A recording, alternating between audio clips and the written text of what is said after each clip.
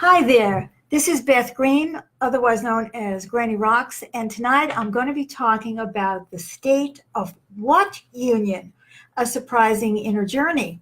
So stick around for the next 15 minutes because you will be surprised where this show is actually going to be taking us. So first of all, here's sweet baby James here to introduce you to our show. Yes, welcome to Granny Rocks Our World, and indeed she does every Monday, Wednesday, and Friday, sharing with us her wisdom and her wit and her uncommon sense. So let's stay tuned and see what surprises she has for us tonight. Well, everybody knows, I think, probably everybody knows, that President Trump is going to be giving the State of the Union address on Tuesday. Well, this is Monday, so, how can I make a comment? Hello there, REA. Welcome. So, and hi, Tracy. Oh, and Amy says, looking forward to finding out where things will be going. Okay, love to you both. Love. And Luann says, good evening, Granny and sweet baby James, Lizzie, and Lulu. And James, can you see who else? And Todd. Hi there. Welcome to everybody so far. So, we have yet another setup tonight, right? Which we're hoping is working, right? It's a setup. It's a setup. Anyway, so, I can't really make a comment. Hi, Erica. So I can't make a comment about what President Trump is going to say, even though I could speculate, but what would be the point of that? But what really strikes me is, of course, what is striking you is that we don't have much of a union right now, is that we're not terribly united. Well, that's very obvious. You don't have to be a genius or a psychic or, a deep thinker to realize that we're terribly polarized. But what I would like to connect this to is that we are, and it works. Good. Thank you, Erica. Wait till you see us tripping over ourselves to try to do LifeForce. Then we'll see how well it's working. And you'll need LifeForce to revive you. I will. So anyway, I wanted to bring this to a different aspect of the State of the Union. Is like, are we even united with ourselves? Now, you could take a look at groups, for instance. It's like, oh, are they unified or are they bickering, right? Oh, yeah, families. We try to put on a face to everybody else, but we're tearing each other apart. But what I find most interesting really is the question about whether we are tearing ourselves apart, whether we are united with ourselves. And what this is leading me to, because, this is a very brief show. We have Monday, Wednesdays, and Fridays. So I'd like to focus on one aspect, which is, when did we really lose that connection to ourselves, that union with ourselves? And for so many of us, honest to God, it happens when we are conceived. If it doesn't happen when we're conceived, it could easily happen afterwards. So, for example, let's say you're the first child, mom gets pregnant, and like, Harold, I'm so excited. But she's terrified, isn't she? Is Harold going to say, oh yeah, or Audrey, she could be married to a woman. Oh, wonderful. But of course, I guess if you're two lesbians, you really had to make some effort to get pregnant. It can't be exactly accidental.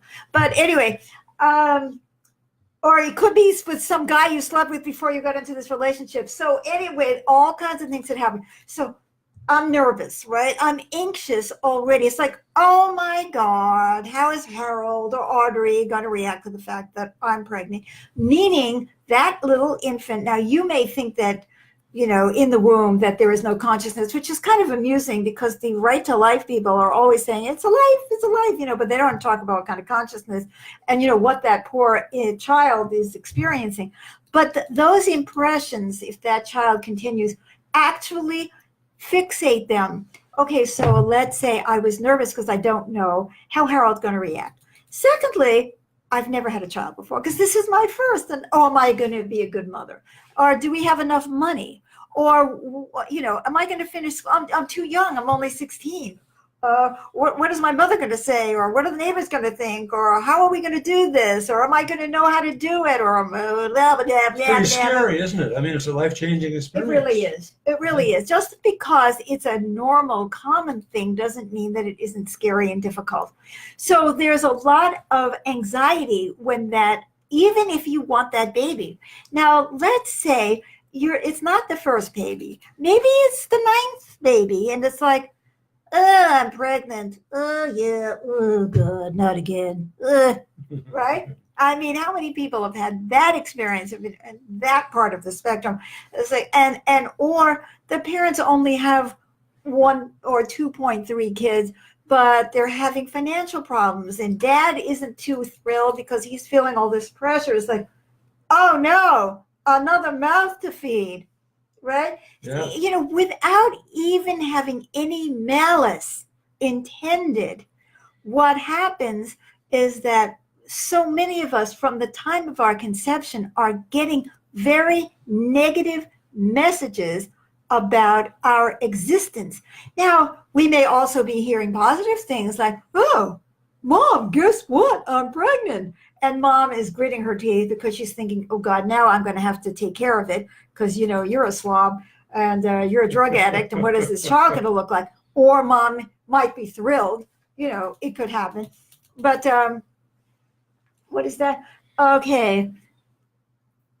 What is Erica saying? If we can recognize that even plants are sentient, then it's easy to recognize that a fetus would be. That's exactly right, Erica. That is a very, very good point. We're going to have to move this camera because I can't see the chat. Oh, yeah. We weren't very careful about. Okay, now this will be much better.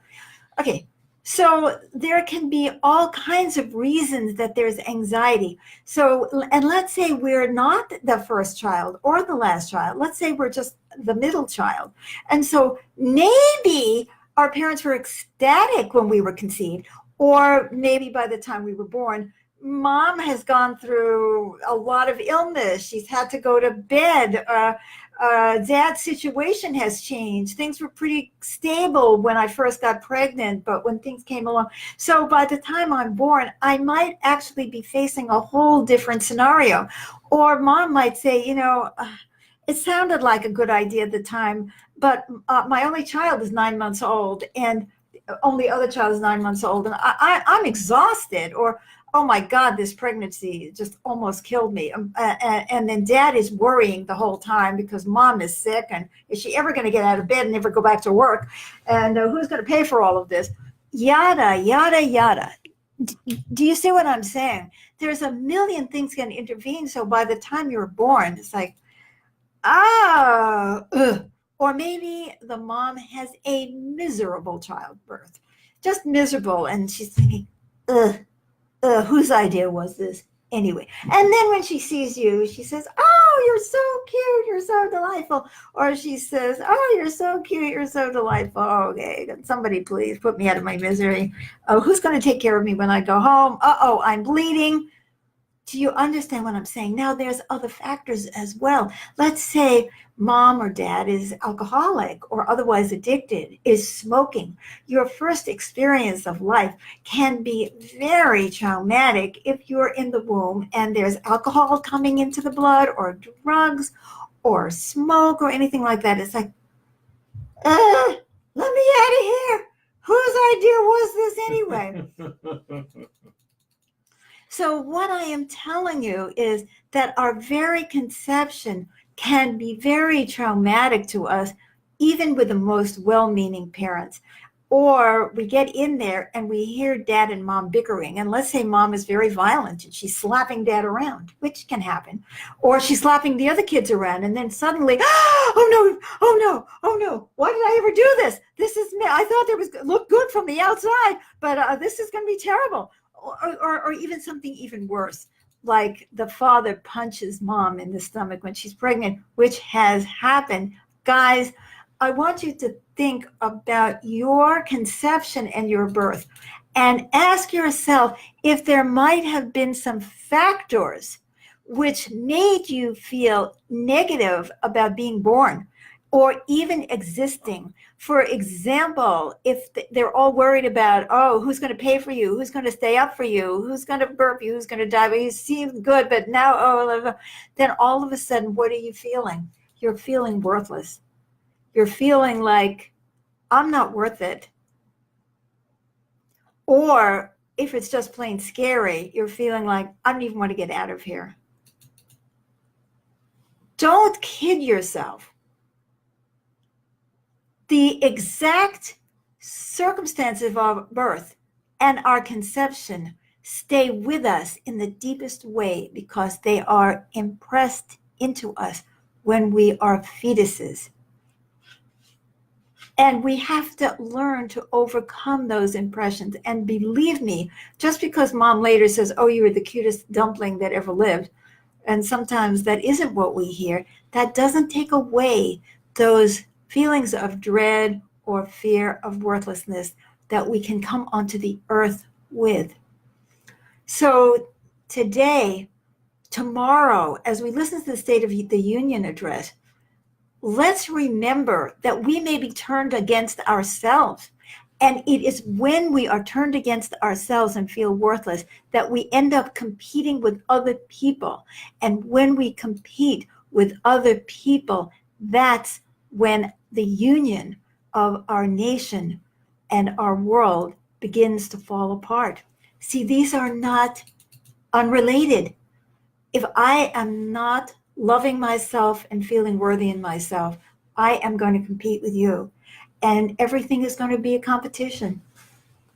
And then we're going to polarize because we're both competing for the same validation. Believe me, this is an affliction for all of us. And now I'm going to lead you in a very brief life force. And if I can get this thing working, which of course I can, right? We are going to have to move the speaker because we're on a different system. Okay.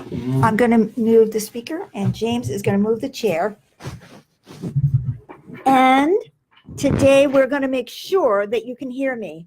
This is a mind, body, spirit exercise program that I started way back in 2007. If you go to our YouTube channel, Granny Rocks TV, you're going to see a lot of examples of LifeForce. It looks like people have chatted a little bit, James. But these are very brief because those are like 15 minutes each. So Mary Chris says hi and hello back. Yeah. Okay. Let's bring our hands together and feel the chi between our hands. Not totally together. Give them a little bit of space. Breathe in deeply. Drop your head with your chin touching your collarbone. And then relax your shoulders and notice how much deeper you can sink when you focus on this relaxation. Now look up and look at me. Take both of your hands and bring them to your heart and press in. Lean forward without bending your back and pressing in and raise your hands up. Breathing in through your mouth. Sitting back more. Okay, bring your wrists up. Bring your hands down.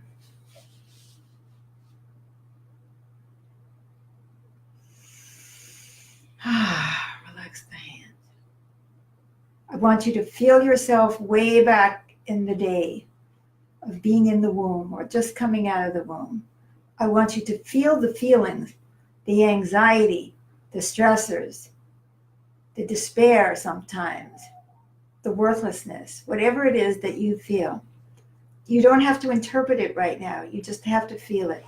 Now I'd like you to take your hands and take the inside of your hands and press on the inside, going down to your knees, and really give yourself some pressure there. See, going up and down to your knees and back, right? Now bring your hands to your kneecap, to this indentation. Press in, press in, press in. And tighten up your guts. Now bring your shoulders down as you're doing it. Release. And I want you to join me in this as you raise your feet. I am meant to exist. I am meant to exist. and look at all the circumstances that are making you feel like you're not meant to exist or that it's too scary to be here. And you don't have to know what they are right now. Just know that they're there. Maybe it's a brother who wants you out of there, right? Because he's losing the attention. I am meant to exist. Say this with intensity. I am meant to exist. Lower your feet. Bring your hands together. Lean forward with your back straight. And I embrace this child. And I embrace this child. Many of us were afraid that our parents would get rid of us when we were in the womb. I'm not speaking against abortion. I'm just saying that's a reality. Now press in your fingers into the outsides of your forearms. Press in. Dig in deep. Breathe in through your mouth. Relax your shoulders.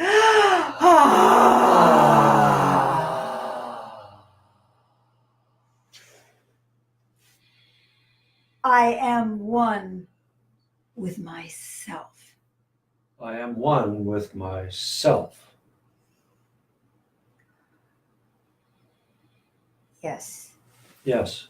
Now, James, if you will bring us back up.